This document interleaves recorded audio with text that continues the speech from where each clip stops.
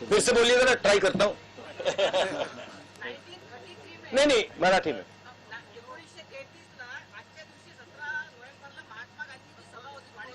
हाँ,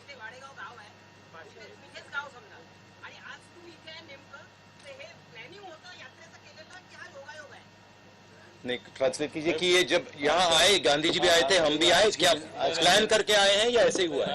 नहीं, कोई प्लानिंग। 1933 में इसी दिन महात्मा गांधी यहाँ थे, तो ये अच्छा पॉजिटिव है। और आप आज यहाँ है 89 ईयर के बाद आप है यहाँ, तो ये तो पॉजिटिव। देखिए, पॉजिटिव बात है। प्लान तो नहीं है, मगर महात्मा गांधी कुछ चीज थी, कुछ चीज थे, और हम कुछ और हैं।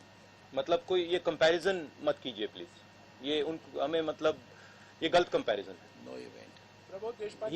ही इज महात्मा गांधी ने देश को रास्ता दिखाया। महात्मा गांधी ने अपनी पूरी जिंदगी देश के लिए लड़ने में लगा दी, तो कोई कंपैरिजन नहीं।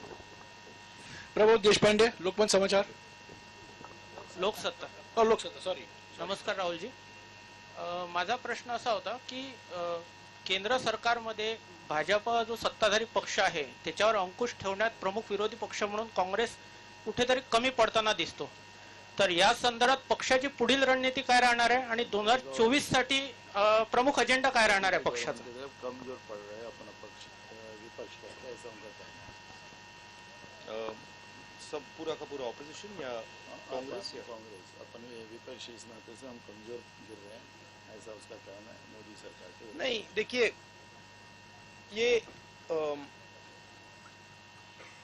ये जो लड़ाई है, इसको सबसे पहले ठीक तरीके से समझना है। आमतौर से क्या होता है, लोकतंत्र में एक पॉलिटिकल पार्टी दूसरी पॉलिटिकल पार्टी से लड़ती है, और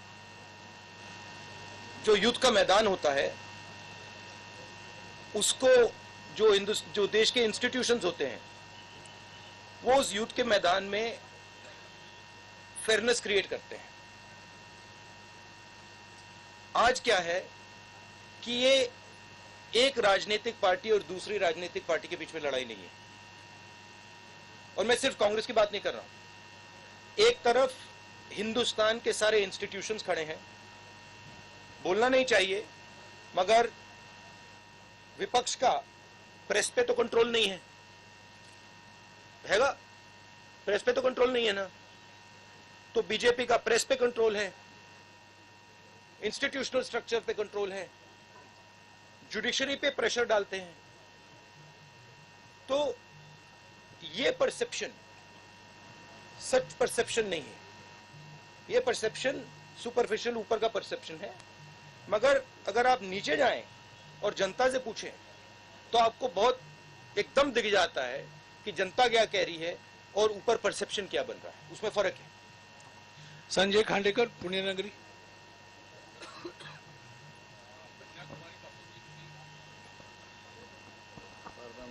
कन्याकुमारी पासून तुम्ही जी पदयात्रा सुरू केलेली आहे भारत जोडोची, सॉरी, एक मैं थोड़ा इसमें और कहना चाहता हूं। देखिए, हमने ये सब एवेन्यूज ट्राई की, प्रेस की एवेन्यू ट्राई की, हमने पार्लियामेंट में अपनी बात रखने की कोशिश की। सिर्फ मैंने नहीं, सिर्फ कांग्रेस पार्टी ने नहीं, विपक्ष की सब पार्टियों ने। ठीक है, जब हम वहां कुछ बोलने की कोशिश करते हैं, चाहे वो नोटबंदी की बात हो, चाहे वो जीएसटी की बात हो, चाहे वो चाइना की बात हो, वो माइक ऑफ हो जाता है। तो यात्रा हमने इसलिए चालू की है कि हमारा और विपक्ष को कोई और रास्ता ही नहीं बचा है। राहुलजी, कन्याकुमारी पासून तर आता मध्य महाराष्ट्रापर्यंत तुमची भारत जोडो यात्रा सुरू आहे। या दरम्यान सर्वात मोठी समस्या देशात काय आढळली तुम्हाला तुमच्या पाहणीत? सबसे बड़ी प्रॉब्लम क्या देश में अभी तुमको जो भी प्रॉब्लम्स आए वो क्या, सबसे बड़ा प्रॉब्लम क्या है? सबसे बड़े मुझे दो प्रॉब्लम्स दिख रहे हैं। एक प्रॉब्लम है कि युवा को यह भरोसा नहीं है कि उसे रोजगार मिल सकता है, चाहे वो कुछ भी पढ़ ले, किसी भी यूनिवर्सिटी में चला जाए, सर्टिफिकेट मिल जाए, मगर वो आपको गारंटी करके ये नहीं कह सकता कि अगर मैंने इंजीनियरिंग की ट्रेनिंग की है तो मैं इंजीनियर बनूंगा या मजदूरी करूंगा। और ये यूनिवर्सल है, मतलब मुझे जो पढ़ाई कर रहे हैं उनमें से एक युवा नहीं मिला जिसने कहा हाँ मुझ में कॉन्फिडेंस है कि मुझे रोजगार मिल जाएगा। तो ये पहला बड़ा मुद्दा है। उसको अगर आप थोड़ी गहराई से देखें तो उस युवा के माता पिता ने मेहनत करके उसे उसकी शिक्षा के लिए पैसा मोस्टली प्राइवेट प्लेयर्स को दिया है, प्राइवेट इंस्टीट्यूशंस को दिया है।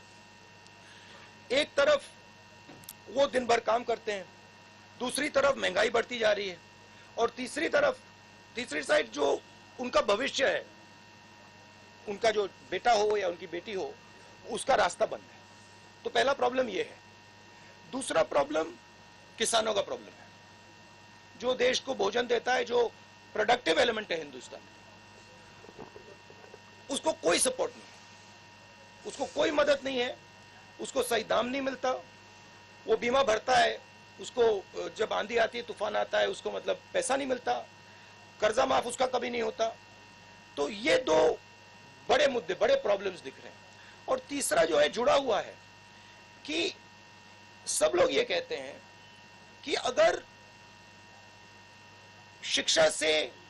शिक्षा में हमें पैसा देना पड़ रहा है, अस्पतालों के लिए हमें पैसा देना पड़ रहा है, मतलब सरकारी अस्पताल नहीं बचे, सरकारी स्कूल्स कॉलेजेस नहीं बचे। महाराष्ट्र में तो स्कूलों को बंद किया जा रहा है, 20 बच्चों से अगर कम है तो उनको बंद ही करा जा रहा है। तो वो कह रहे हैं कि भैया अगर ये पैसा हम यहां डाल रहे हैं, ये जा कहां रहा है, किसके हाथ जा रहा है? तो वो इनइक्वालिटी की बात है और सबको मालूम है। मैं किसानों से पूछता हूं, भैया एक बात बताओ, ये आपका सिलेंडर, गैस सिलेंडर महंगा हुआ, पेट्रोल का दाम बढ़ा, आपके जेब में से पैसा जा रहा है, ये जा कहां रहा है? इमीडिएटली आंसर मिलता है, सब जानते हैं। Mega कोचिक Z24।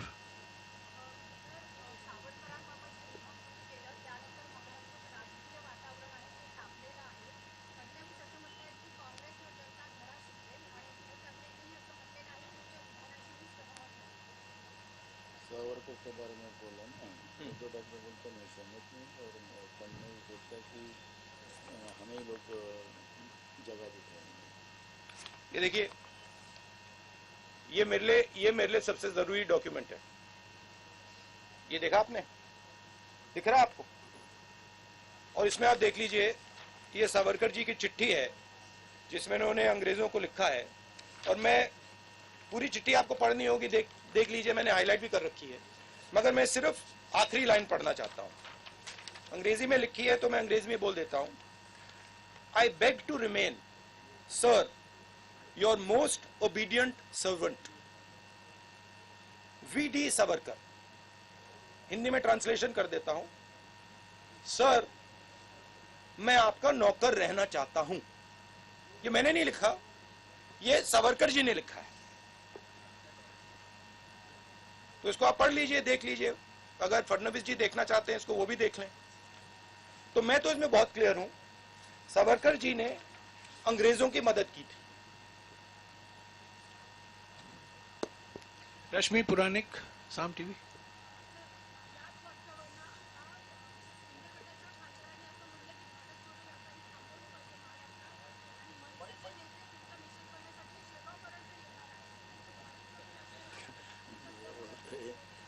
यात्रा को रोकना चाहिए, सावरकर के बारे में ऐसा बोला है, तो वैसे गवर्नमेंट को इसने लेटर लिखा। किसने? सेवाड़े। मतलब रोकने, यात्रा को रोकने के लिए। हाँ। रोक दीजिए, कोई प्रॉब्लम नहीं है, रोक दीजिए। देखिए, किसी का कोई विचार हो उसको रखना चाहिए, और अगर सरकार को लगे कि भारत जोड़ो यात्रा को रोक देना चाहिए तो रोकने की कोशिश कीजिए, करिए। गजानन नुमाटे, TV9।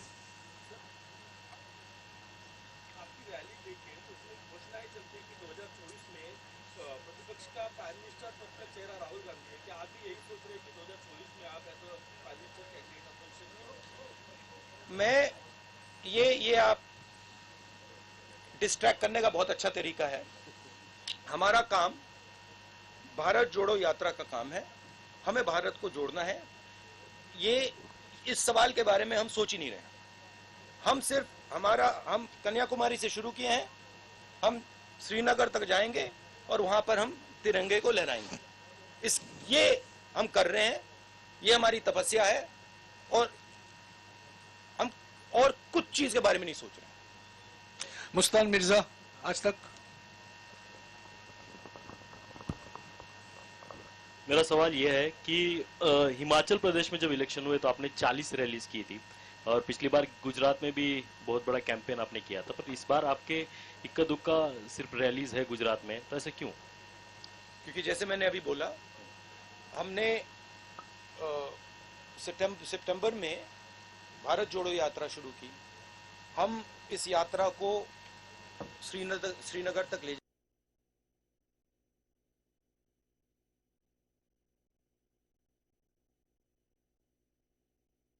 पूरा करना चाहते हैं। जरूर अगर कांग्रेस प्रेसिडेंट हमें कहेंगे कि हमें गुजरात जाना है, हिमाचल जाना है, तो हम जाएंगे।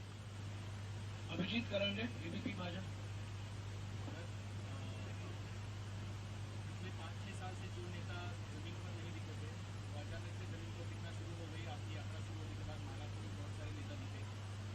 राहुल गांधी तो निकल पड़े, उन्होंने एक प्रोग्राम दे दिया है पार्टी के लिए। क्या ये प्रोग्राम गांव देहात तक जाने के लिए, क्योंकि यात्रा तो कन्याकुमारी से कश्मीर जा रही है, बहुत सारे तबके तक नहीं जा रही है, तो क्या कांग्रेस का कोई प्लान है आगे वाला, जो ये यात्रा है हर आदमी तक, हर गांव तक, हर शहर तक, हर तबके तक, हर आदिवासी पाड़े तक, क्या और आपका विचार जो है, जो आप बोल रहे हैं वो पहुंचे वहां? यात्रा एक सोच है, एक काम करने का तरीका है, एक कह दो एक इमेजिनेशन है।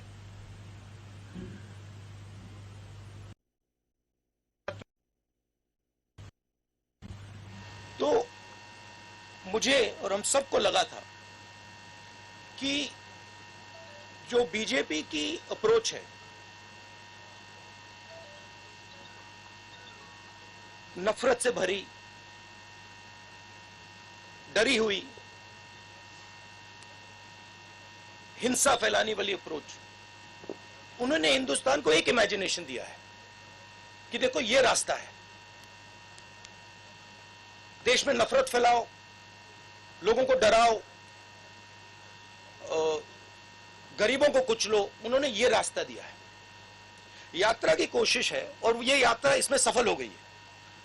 यात्रा की कोशिश है कि देश को बताना कि देखिए सिर्फ ये तरीका नहीं है, एक और तरीका है। जयराम रमेश जी ने कहा कि हमने प्रेस से 6-7 बार बात की है। आपने अभी कहा कि बीजेपी के किसी नेता ने कहा कि यात्रा को रोक देना चाहिए। मैंने ये यहां तो नहीं कहा ना कि वो बिल्कुल गलत बोल रहा है, उसको चुप कीजिए, उसको मारिए, उसने कैसे बोला, नहीं।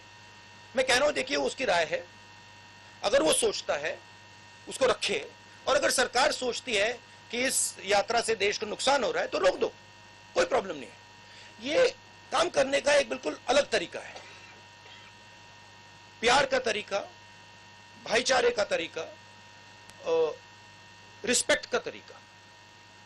तो ये दो हमने विजन दिखाए हैं। अब यात्रा जो हमने रखी है, जो हमने की है, इसमें से पॉलिसीज भी निकलती हैं।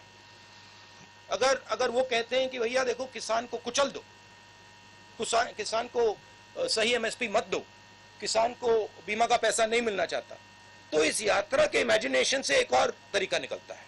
किसान की बात सुनो, किसान से गले लगो, किसान की इज्जत करो। तो इससे पॉलिसीज भी निकलती हैं, इससे एक्शंस भी निकलते हैं।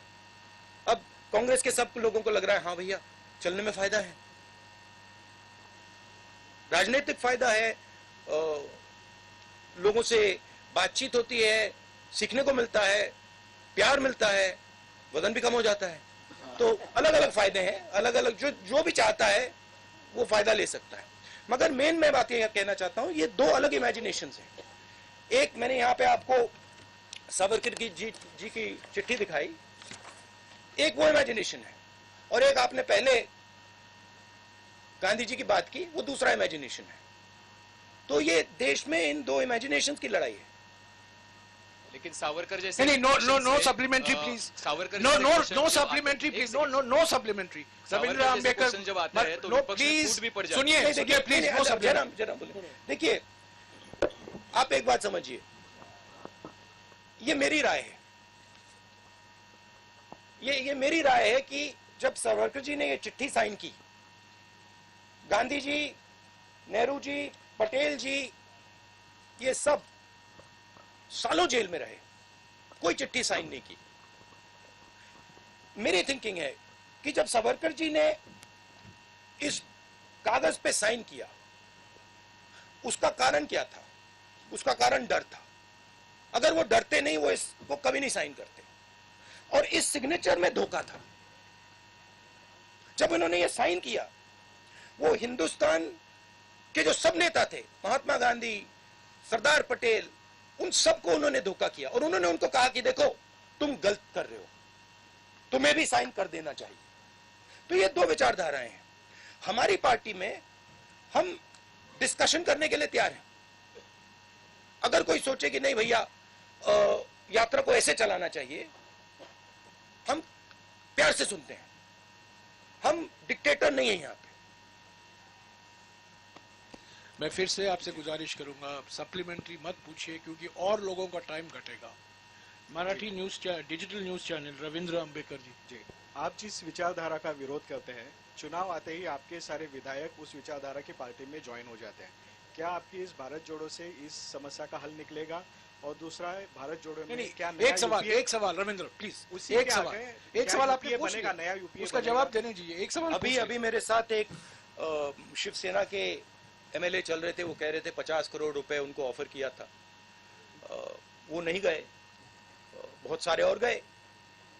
तो देखिए, एक प्रकार से ऑपोजिशन की सफाई भी हो रही है। जो भी करप्ट लोग हैं, जो 10 करोड़ के लिए, 15 करोड़ के लिए, 50 करोड़ के लिए बिक जाते हैं, वो बीजेपी जा रहे हैं। अच्छी बात है। हिंदुस्तान में साफ सुथरे लोगों की कमी तो नहीं है, हमारे साथ आ जाएंगे। हमारे पास 12-13 मिनट का समय बाकी है। अब मैं हिंदी और अंग्रेजी मीडिया से सवाल लूंगा। अखिलेश मिश्रा, नवभारत हैं क्या? पूछिए ना, आगे पूछिए। जब तक आगे आएंगे मैं अगले सवाल से पूछूंगा। संतोष गवाई, दैनिक भास्कर, उनको माइक दीजिएगा, जल्दी।